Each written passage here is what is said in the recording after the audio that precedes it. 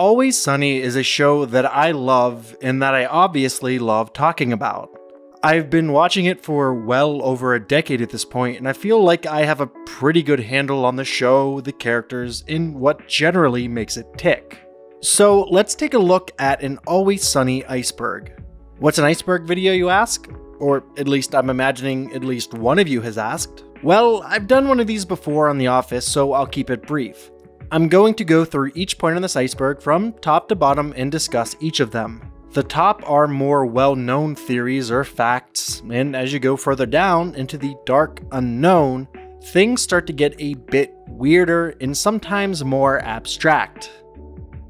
And I mean, it's gotta be obvious, but there might be some spoilers ahead, so I guess prepare for that. I'm not gonna shy away from talking about a major plot point, but I also don't really think that Always Sunny is a show that can be spoiled, so yeah, back to the video. The entire top of this iceberg are just references to lines or parts of certain episodes. If you've been around the internet in the last 10 years, you've heard all of these at least once. So I'm just gonna skip past that part and get into the actual iceberg. This theory is relatively straightforward. Frank, 30 years ago, slept with Charlie's mother. There was a pregnancy that resulted from the encounter, but Frank made Charlie's mother, take care of it, which she did. But apparently the process didn't take, and Charlie survived. While it's never outright confirmed that Frank is Charlie's father, it's brought up many times throughout the show's run. The first time is in the season 2 finale, Dennis and Dee get a new father, in which Frank finds out that he's actually not the father of Dennis and Dee. And through this episode and the next one, the first episode of the 3rd season, all of what we just talked about occurs. Charlie does end up taking some of Frank's blood in a blood bucket later to get a paternity test done, but because of all the blood from various other people, the test is ultimately inconclusive. It's been all but confirmed in the show's run, but it really does seem like Frank is Charlie's father, which makes some parts of their relationship much stranger than it already is. Like when Charlie fakes his death, Frank gets a mannequin that he dresses like Charlie and he does the horizontal monster mash with it. Not to mention all of the times that they've done similar things around each other. I mean, they share a bed in a single room occupancy apartment. There's not a lot of privacy to be had in a place like that. But on the other end of things, Charlie and Frank are the only two of the gang who do seem to actively both care for each other. So in a way, they're already the most family-like in the entirety of the show, even if they aren't related, which I think they are. Once upon a time, a moderately attractive YouTuber put out a video called How Always Sunny Avoided Cancel Culture. A video all about how, despite doing some things that would get a lesser show canceled, Always Sunny was able to rise above that. Then, 2 months later, Hulu pulled 5 episodes, and people who didn't realize that my video came out just before that commented about it nonstop. So yes, in June of 2020, 5 episodes were pulled from Hulu, but are currently still available for digital rental. The episodes and controversies inside each of them are as follows. Season 4, Episode 3, America's Next Top Patty's Billboard Model Contest. In this episode, Dee debuts several racist characters that she does, including Martina Martinez and Taiwan Tammy. Season 6, Episode 9, Dee Reynolds, Shaping America's Youth. The gang makes their own version of Lethal Weapon 5, which includes Mac doing blackface as he's attempting to portray Danny Glover's role of Murtaugh. And Frank is seen attempting to look like a Native American character. Season 8, Episode 2, the gang recycles their trash. Dee returns as Martina Martinez. Season 9, Episode 9, the gang makes Lethal Weapon 6. Mac does blackface again as the gang makes another Lethal Weapon movie. Dee joins and does blackface as well this time. Season 4, Episode 3, D-Day. Martina Martinez and Taiwan Tammy make returns yet again, but this time Dee is forcing Mac and Frank to dress up as them. Mac has had a lot of looks over the series. Most famously, he gained 50 pounds for one season of the show and got absolutely shredded for another. Fitness and exercise is something that's a pretty core trait of Mac's character. But that kind of brings up the question, is Mac suffering from some kind of body dysmorphia? I mean, the changes his body has seen in 20 or so years is something that the vast majority of people would never experience. So what exactly is body dysmorphia? According to the Johns Hopkins website, body dysmorphia, BDD, is a mental health problem where someone may be so upset about the appearance of their body that it gets in the way of their ability to live normally. Many of us have what we think are flaws in our appearance. But if you have BDD, your reaction to this flaw may become overwhelming. Like if, say, for instance, while attempting to tack on mass to be viewed as you think others view you, you put on 50 pounds in a few weeks, only to lose that weight within the next several months. I do think that Mac is suffering from some form of body dysmorphic disorder, though it's probably not as severe as it could be. And we wouldn't hear him talk about his body concerns with a gang because, I mean, come on. They'd tear him apart if he did that. But what really adds on to this is the fact that Dennis is behind the scenes controlling Mac's body, feeding him pills that made him lose the 50 pounds in an unhealthy amount of time. And it's not until Dennis briefly leaves that Mac finally achieves his ideal body. Dayman is one of the most iconic pieces of music from the last 20 years. Full stop. But before every day comes the night. And similarly, before Charlie Kelly wrote the classic song Dayman, he wrote another song, Nightman. A song that's very obviously about one man forcing himself on another. And it's heavily implied that this is what happened to Charlie, and that the person who did this to him was in fact his Uncle Jack. Here's some evidence. Jack complains on TV how the government infringes on one's right to have tasteful art, showing a picture of a boy in shorts as an example. When Dee has kidnapped Bill Ponderosa's kids, Jack asks her if they're confined somewhere like a crawl space or a backyard bunker. He's hidden a hard drive under the floorboards of Charlie's mother's house. He used to rent a room from Charlie's mother and stayed there often. Charlie states that he used to have to stay up all night when that happened. It even says at one point, quote, "I'm well aware of what wrestling is, it's just not what uncles do to their nephews.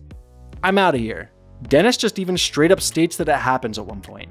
My personal favorite bit of evidence about this horrendous crime is that if you look at the lyrics to both versions of the song, both before and after Charlie huffs a ton of spray paint, there are a lot of references to strong and sexy hands, something that we see Uncle Jack obsess over. In the episode, Sweet Dee has a heart attack. That happens. Mac and Charlie, deciding that they need to get health insurance in order to prevent something similar from happening to them, get jobs in the mailroom at a business. The major problem with this being that Charlie is illiterate. Eventually, the mail stops going through. Charlie has a huge plot that he needs to uncover. Who exactly is Pepe Sylvia? There's a ton of incoming mail for them, but when Charlie goes up to the office, they aren't there. There is no Pepe Sylvia. Is this some kind of huge conspiracy? Or, as the theory suggests, does it really just mean Pennsylvania, and in his illiteracy, he just thought it was a name? It certainly wouldn't be the first time we've seen something similar. Like in the Season 3 episode, the gang solves the North Korea situation when he mistakes a door saying private as saying pirate. But his illiteracy changes and morphs a lot over the course of the series, and is kind of dependent on what jokes the show wants to make at the time.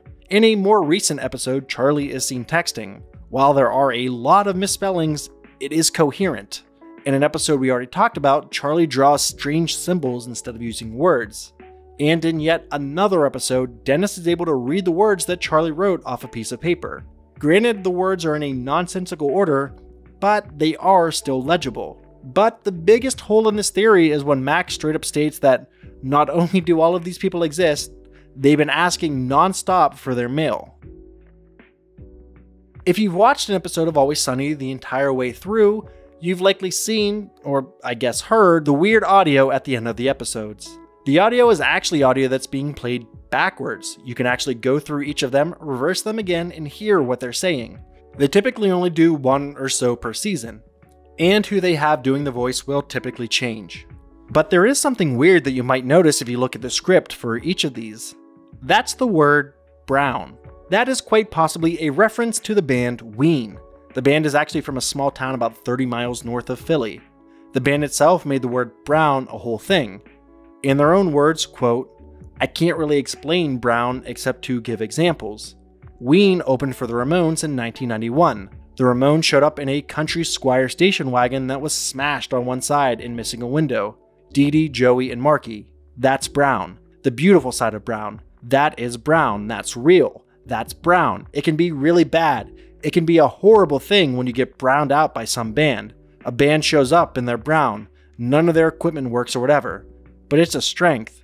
You know you're getting the real thing. There's also references to stuff happening within the show, such as Dennis leaving and returning in specific episode quotes. It used to be referred to as RCH, which according to the creators did not mean Rob Charlie Howerton, but it meant something else that I can't say without getting demonetized. Shipping is a big part of any community that's grown, well, basically at all, for better or for worse. Mac Dennis is the shipping name for, obviously, Mac and Dennis. This one, as far as I can tell, has roots that go back to the show Sherlock. There was a popular ship in that show that was referred to as Johnlock, the pairing being between John Watson and Sherlock Holmes, the two main characters in the show. There was a whole controversy with it, with fans picking up what they thought were clues for an ARG, but it turned out to be nothing. Sarah Zed did a whole video on that if you want to check it out. But after many of the shippers were left brokenhearted, they flocked to the next logical choice after Sherlock, Always Sunny, and they did what they do and began shipping. The most popular of these being Mac Dennis, with the other being Char D. Here's where the shipping really takes root. Back in Season 7, Episode 7, Charlie McDennis. Now, if you notice in this episode, despite the game being named Charlie McDennis, that's not what the teams are. It's actually Mac and Charlie against Dennis and Dee. So people took this to be the prophecy, that Charlie and Dee were destined to be together, and so were Mac and Dennis. And coincidentally, Char D has kind of happened in the show. Charlie and Dee did hook up and the gang misses the boat. So, according to these shippers, it's only a matter of time until Mac and Dennis get together. The thing is, it is kind of obvious that Mac does have some kind of feelings towards Dennis. There's the scene during the musical they put on, as well as the doll that Mac gets that is supposed to be Dennis. Mac is obviously out now in the show. But what about Dennis? Well, we'll get back to that in a bit. Charlie's mental state has been kind of all over the place during the show's run. This theory puts forward that all of this started in Season 2, Episode 5, $100 Baby. In this episode, Mac and Dennis beat the ever-loving hell out of Charlie in an attempt to train him for an underground fighting competition. At least that's what this Reddit post detailing it says. In this episode, they're literally hitting him in the head with metal bins. It's possible that bashing him around the head, Mac and Dennis inadvertently caused a small intracranial hemorrhage. This would cause raised intracranial pressure and may have led to some brain cell death, leading ultimately to his decreased intelligence. He has red bruises around his eyes, which can be a sign of a skull fracture, so he definitely took some damage to his noggin in this episode. We also see him dealing with drastic mood swings, aggression, and psychosis in this episode. But that can easily be attributed to the steroids that he was also taking. Before this, Charlie is shown scheming successfully in even reading, but the very next episode is the first time we see Charlie having trouble reading. And from this point onward, he's seen becoming more unhinged and more unintelligent.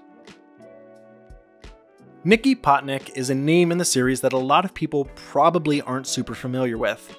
It's only mentioned in 2 episodes and very briefly both times. Nikki Potnick is someone that the gang went to high school with who they all very clearly remember. In Season 7, Episode 12, The High School Reunion, Frank, who obviously didn't go to high school with the rest of the gang, steals the name tag of one Nikki Potnick so he can get into the reunion. Coincidentally, later in the episode, there is one character who's upset that they didn't have a name tag, the waitress. This seems to be an indication that the waitress, whose name we've never learned, is actually Nikki Potnick. But here's the thing, that's the only evidence there seems to be for this. On the other side of things, the gang, for the most part, doesn't seem to remember going to school with the waitress. but they very clearly remember Nikki Potnick. And those 2 points seem contradictory. And if that's not enough for you, Glenn Howerton, Dennis, tweeted out very plainly that the waitress isn't Nikki Potnick. So yeah, case closed. One of the most fun things about Always Sunny is that all of the characters are kind of insane. There isn't one character that's the normal one. There's no definitive straight man, except that there almost was. Before the show even started, Kaitlin Olson was threatening to quit because while she was reading through the scripts, she noticed that all of the other characters were being funny and doing stupid things, and she was just the one reacting to everything. So she went to the writers and sat down with them. They said they weren't really used to writing female characters, and she said, quote, "Well, don't write for a woman. Just write another funny character. I'll make it female just by not doing anything. I just am a woman. Don't think about it as male or female." I personally think this was for the best. I can't really imagine a show where Dee isn't just as terrible as everyone else. We'd have missed out on a lot of great moments from the show. Now, this theory is kind of contradictory with a previous point in the iceberg that we talked about, but let's still go through it. Charlie has on multiple occasions pulled off some schemes and plans that seem to be on a completely different level than the rest of the gang. Like in Charlie and Dee Find Love, where he manipulates a woman in order to get the waitress jealous and interested in him. In Mac Bangs Dennis's Mom, where Charlie does some 40 level chess manipulation of people once again. And most impressively, in my opinion, in the episode, Charlie Work. This episode, aside from being really fantastic, is the perfect example of what exactly Charlie is truly capable of. While dealing with a health inspector, Charlie puts together and pulls off a perfect plan with a ton of moving parts, while also dealing with a completely different plan put together by the rest of the gang that's falling apart. Charlie's plan includes knowing that Dee will mess up the dumpster, painting Frank and having him hide in the darkness with a recorder and a specific note he needs to play. While he's juggling all of these in real time, he's also setting up a perfect prank on Dee by setting up a chair to break when she sits on it, and successfully puts together what the rest of the gang were scheming. But what makes all of this for me is that Charlie just goes unrecognized for all of his actions. The rest of the gang doesn't realize what he does and what exactly he's capable of. An unrecognized genius. Earlier in this video, we talked about the shipping between Mac and Dennis. And of course, a lot of people who think something like this is going to happen think that Dennis isn't completely straight. But could Dennis be bisexual? There are a few things in the show that seem to hint that that's not exactly out of the realm of possibility. For starters, in the episode Frank's Back in Business, Dennis, while masquerading as Brian Lefebvre, more on him in a bit, is told by 2 executives that they, quote, got him something he'll love. He walks into a locker room and sees a shirtless boy. Dennis is fully ready to go ahead with what he thinks is going to be happening here, but it turns out that's not what's actually happening. But the fact that he was about to go through with it really does say a lot. There's also the episode Charlie Rules the World. In this episode, Dennis meets a British version of himself while in a sensory deprivation chamber. After a quick conversation where Dennis tells himself that he's God, he goes down on himself, which is either a sign of bisexuality, narcissism, or most likely both. And it's not too dissimilar to what happened in Loki. Of the Reynolds twins, most people would assume that Dennis is the immediate danger, but it's important for people to remember that Dee isn't exactly the picture of mental health either. Dee has been institutionalized. It's mentioned only briefly in the episode Gun Fever, Still Too Hot. In this episode, it's revealed that, while still in college, Dee lit her roommate on fire for allegedly copying her. But Dennis almost immediately points out that it was the other way around. It was actually Dee who was copying her roommate, which is like the most Dee thing ever. She saw someone doing something, decided it was her thing, and then lashed out at the original person.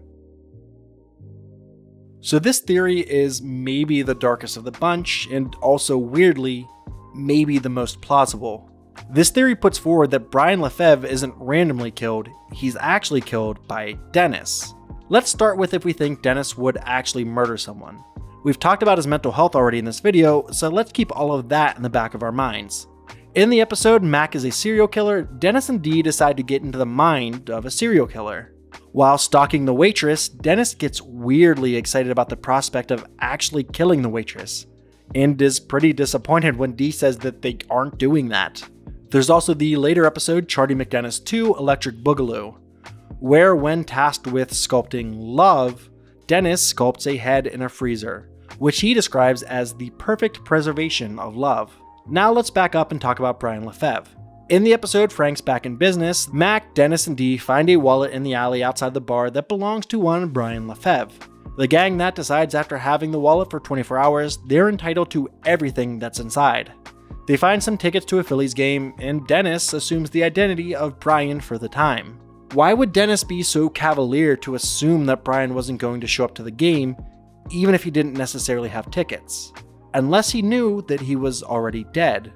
We find out later in the episode that he was stabbed to death by a, quote, crackhead in the alley, which seems like it could exonerate Dennis, until we stop to think about the fact that Dennis is actually addicted to crack himself. I'll link a blog post in the description below where I got a lot of this information, and there's a much longer write-up on this over there. This theory calls into question the reality of all of the characters we've come to know. It puts forward that how we see Dennis, Mac, and Dee aren't actually how they look.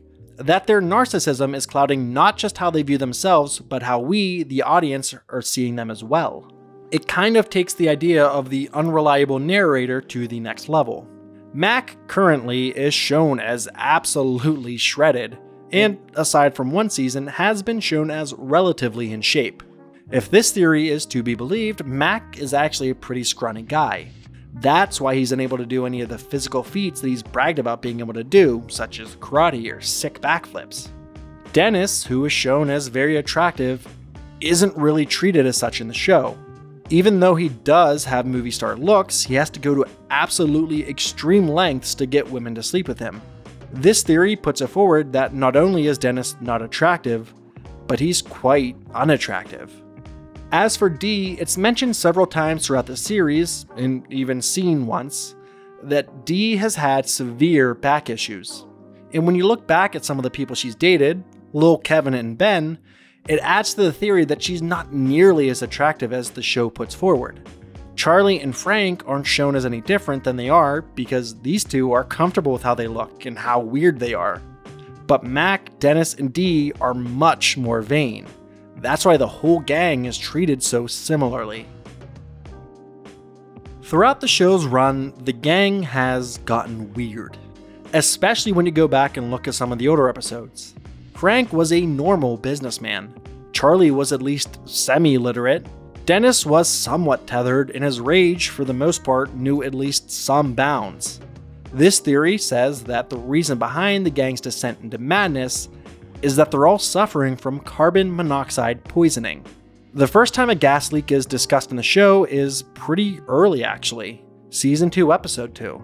A businessman is trying to buy the land the bar is on, but ultimately ends up selling it to Frank after he realizes that the bar has a pretty bad gas leak. Much later in the series, in the episode Charlie Work, we find out that Charlie has not only turned off the carbon monoxide detector in his basement, which immediately goes off. Charlie even confirms that there's a ton of carbon monoxide down there. But we also find out that Charlie routinely blocks the vents from letting air leave the furnace in order to drive away the rats that live there. We even see the health inspector get lightheaded after being in the basement very briefly, while Frank, Charlie, and Dee, who are all in the basement for as long, if not longer, in the same episode, are showing really no symptoms. But what does long-term carbon monoxide poisoning do to a person? Well, it can cause permanent brain damage. Something that we wouldn't be surprised to find out that the gang has. Damage to your heart, possibly leading to life-threatening cardiac complications. And we do see Dee have an incredibly young heart attack in the series. But to take points away from this theory, it can also cause fetal death or miscarriages. And Dee does carry a child to full term in the show's run. This theory, to me, seems like it has more legs than most. And on a very real note, make sure you check your carbon monoxide detectors. In fact, pause this video now and go check them. I'll be here when you get back. Stay safe. Sometimes when a show gets big enough, other cultures will try to create their own version of said show, like the US version of the UK show The Office. That's exactly what's happened here. The title of the show literally translates to It's Always Sunny in Moscow, a show in which a gang of 5 individuals own a bar named Philadelphia. The show basically recreates episodes of Always Sunny, but from what I've been able to find, with a few small changes here and there. The characters are all essentially the same. Russian Frank is much more similar to how Frank was at the beginning of the series, a savvy businessman. Russian Dennis is supposedly pretty spot on to what the American version does. Russian D is very much just the straight man, similar to what Kaitlin Olson was trying to avoid, and from what I read, she isn't the best actress in the world. Russian Mac is something of a combination of Mac, Frank, and Charlie. Just kind of brash and disgusting. And Russian Charlie is kind of just a punching bag. To be fair, he's a very difficult character to recreate. The series as a whole seems to be more mean-spirited than funny.